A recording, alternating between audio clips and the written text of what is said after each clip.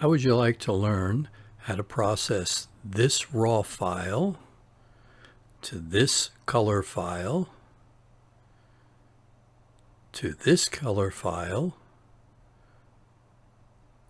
or to this black and white file? Stay tuned because I'm going to show you how. Hey, welcome to another video. Recently I put up the image of this lighthouse on one of my social media accounts, and someone saw it and asked me how I processed it. And they are a subscriber, so I thought, well, all right, let's do a short video on how I took this raw file and turned it into the images that you saw at the beginning of this video. Because I already processed that image 2 or 3 different ways, I don't know that I can go back and do it exactly the same, but the way I did it, I can show you and give you a rough understanding of what I did to achieve the looks that I got. And one is black and white, one is, well, pretty much the way you might process any image, and the third was trying to give it a little bit more of an artistic, fine art look to it. Anyway, let's get started. So the first thing I did was, this is the raw file. I did an overall increase of the exposure by maybe just under a stop. I increased the contrast, increased the highlights a little bit, brought up the shadows. I believe I brought up the whites and knocked down the blacks, just as an overall setting. And then I also went into the effects and touched up the texture and the clarity a little bit, which we'll do a little bit more of that later, and hit the dehaze a little bit. Okay, that's just for the overall image. Then what I did was I went up here. Now, I'm using Adobe Camera Raw. I'm not a Lightroom user, but from what I understand, the engines are pretty much the same. So if you're a Lightroom user and you can get to these similar menus, you can kind of follow along. If not, I'm using Adobe Camera Raw. Okay, so I went into here. Oh, I need to get rid of the old masks so we can start over. Okay, so there we are. Then what I did was I hit the sky, and as you can see, it does a pretty good job of hitting the sky. You just have a little bit over here that you may or may not want to mess with. I think I left it alone. And because people have asked me how you darken the background, well, you just do that. You hit your sky or you hit your background, whichever you're trying to do, and then you just play with your exposures. Because I know with my heron photos, when I do the black and white and they get real dark, people say, oh, well, how do you get it to be, black in the background? I just do this, and then I increase the contrast, and I get rid of the highlights and get rid of the shadows, take out the whites, and that's how I get those black backgrounds. And you can do that too. Now, you don't, unless you're doing it for the effect, like I do with the heron photos, some of them, where it's obvious that I'm making it black. You don't want to overdo it too much, right? Because then it doesn't look natural. So for this particular image, what I did was, since I'm just on the sky now, remember I masked just for the sky, I actually increased the exposure a little bit, reduced the contrast, bumped the highlights a little bit, bumped the shadows a little bit, because I was trying to really maybe take down the shadows just a little bit. You want a little bit of texture back there. And I think I popped the whites up a little bit and lowered the blacks, just so, again, you have some texture in the background. And then what I did was I reduced the texture, I reduced the clarity. See how it blows out that background? and I reduced the dehaze a little bit. And that's how I pretty much eliminated that background. It's not hard, but that's how I did it. Then what I did was I created another mask with a brush, and I usually take off the show overlay because I get confused by that. It just gets a little crazy for me. And then over here is how you change the size of your brush. And because I want to work on this lighthouse, I'm going to have a relatively small brush. And what I'm going to do is this area here, because there was a little bit of a side light, as you can see, and I want to accentuate that a little bit, all down in here. And you can always go back and adjust it again a little bit later if you want. And then I increase the exposure just a little bit. You don't want to go too much. Increase the shadow or decrease the contrast. Maybe bump the highlights a little bit. Again, it's going to be hard for me to get back exactly the way I was on the other one. Bump the shadows a little bit. Maybe increase the whites. You don't want to overdo it. So you can keep playing with these. And then what I did was I increased the texture, the clarity, the dehaze, and then went back again and played with the exposure a little bit. Now you can always go and dodge and burn as well, which I'll do as well. Then I believe I created another mask, another brush, take off this overlay, and did the same thing up in here and along here, and just see how you put a little shine on the top of that lighthouse, just a little bit.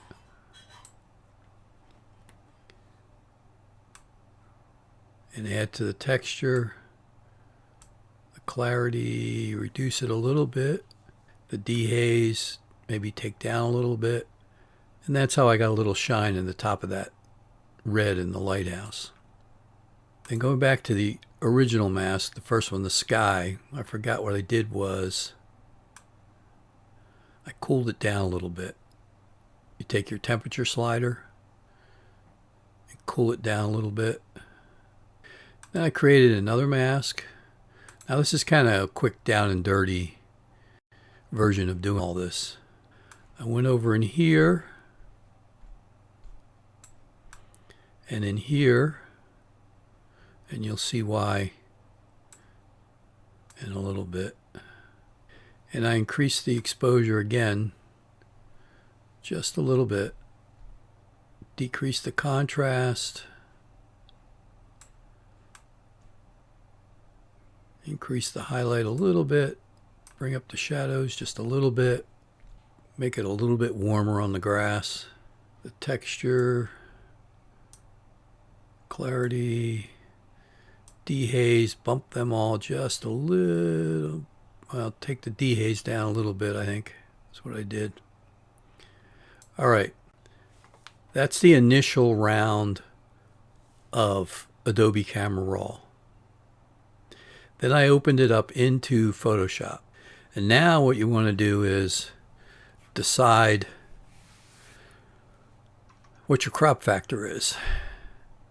And for this one I used 16:9, and I wanted this chimney, or whatever it is,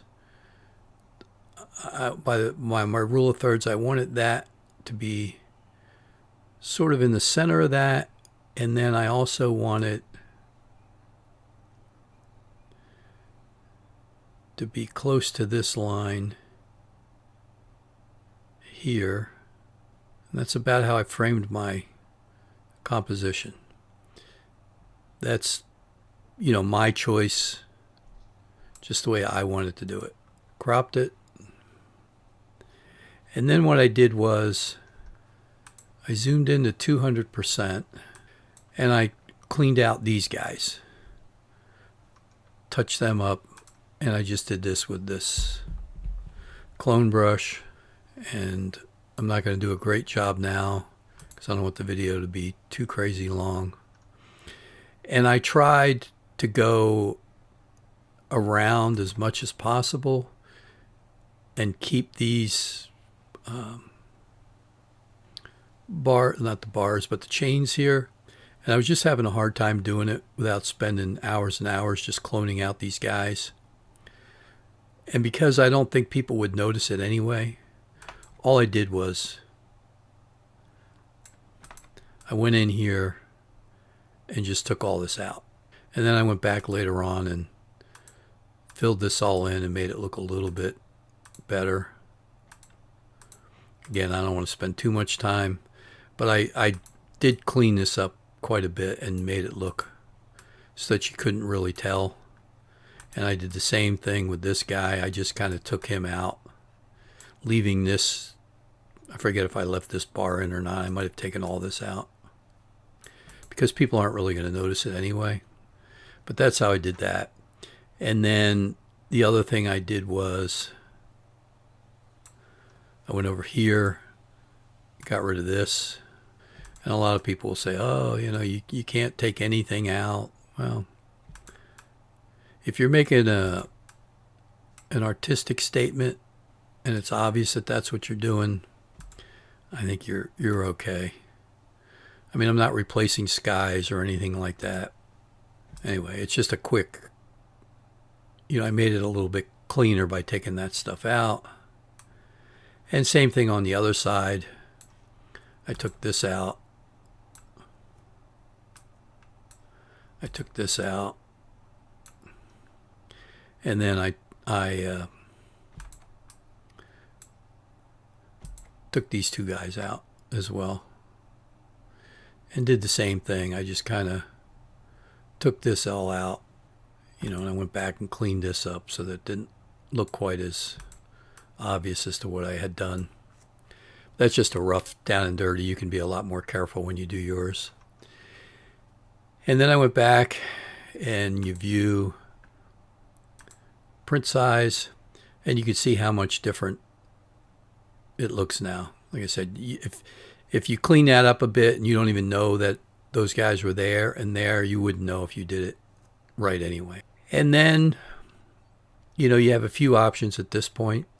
What I did was I went back into Adobe Camera Raw and I pumped up the texture and the clarity just a little bit, and I added some vignetting. I like a little vignetting. A lot of people don't, but I do. And I also cooled it down a little bit. And you can go back up and retouch this, make this lighter and darker, whatever you want to do there. Same within here. Using, if you go back to here, like even you can hit your subject, which should be the lighthouse. Photoshop does a really good job on these things. Usually you don't have to clean it up too much. But this is where you can maybe add a little contrast just to the lighthouse. Maybe a little bit more texture. But that's all personal choice. And once you get all that done, go back into Photoshop. See how much of a difference that made? Go back into Photoshop, and what I do is I do a couple things. If you want a straight black and white, you just go here, black and white, and you mess with your blues and whatever it is you're trying to do. However, in order to get the look that I like at times, I go into black and white, but then I just reduce the opacity to maybe 25, 30%, sometimes 50%. Really depends on what I like the look to be. And the other thing I do that I don't know anybody else does, I go to gradient map. This is one of my secrets. And I go down and I use the platinum, which you're going to have to find in, I think, the old legacy gradients. I forget where I found it, but it's not like up in here. I'm pretty sure it was in the legacy gradients. You had to go, and I just pulled it out because I use it all the time. And I do the same thing. I just take the opacity and I just put just a little bit of platinum gradient. It doesn't affect it too much. It really depends on what you end up doing with your black and white.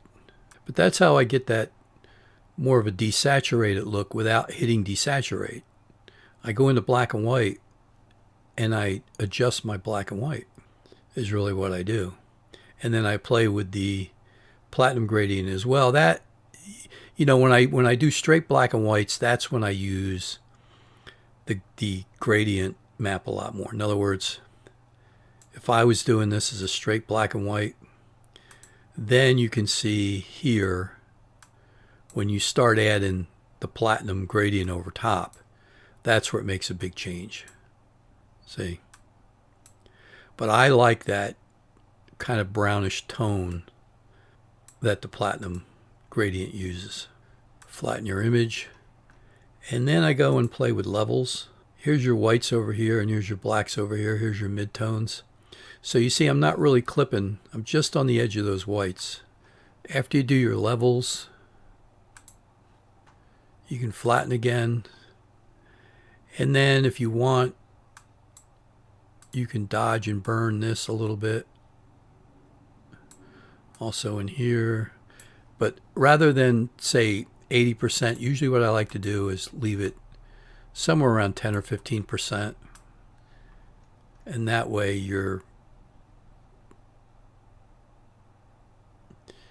you're not going as crazy, can kind of build your way up to it.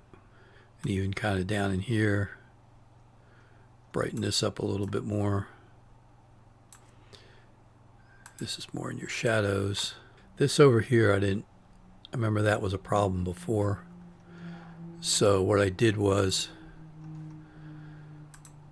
I took a big brush